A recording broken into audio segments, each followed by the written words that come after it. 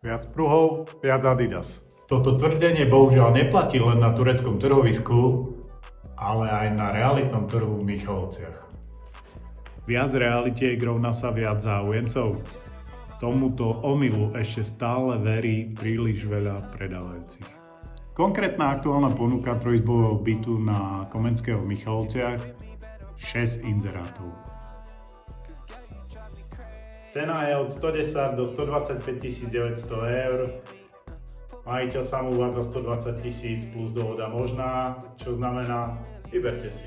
Rozloha 68, 67, 66 alebo bez rozlohy poschodie. Prízemie, prvé poschodie, vyvýšené prízemie, vyvýšené poschodie, niekde aj. Vyberte si. Rekonštrukcia. Niekde čiastočne, niekde kompletne, asi podľa počasia. Zariadenie. Niekde čiastočne zariadený, niekde kompletne zariadený. Asi podľa nálady.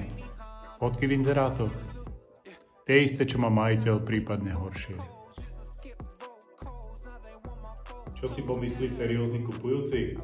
Potrebujú to predať, môžem tlačiť na cenu. Alebo tam je volá, tým pádom sa z toho stáva ležia. Alebo si povie, s tým bytom niečo musí byť. Ale nie je to len o predávajúcich, je to aj o realitných makléroch. Žiadna zmluva rovná sa žiadna aktivita. Nikto nebude investovať peniaze do marketingu, ak tým bude pomáhať aj konkurencii. Slabá prezentácia zapričiní dlhý predaj a to má za následok nízku predajnú cenu.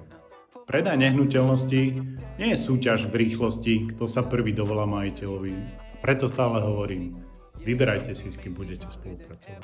Poďte na osobné stretnutie, pozrite si ich prácu, prečítajte si recenzie.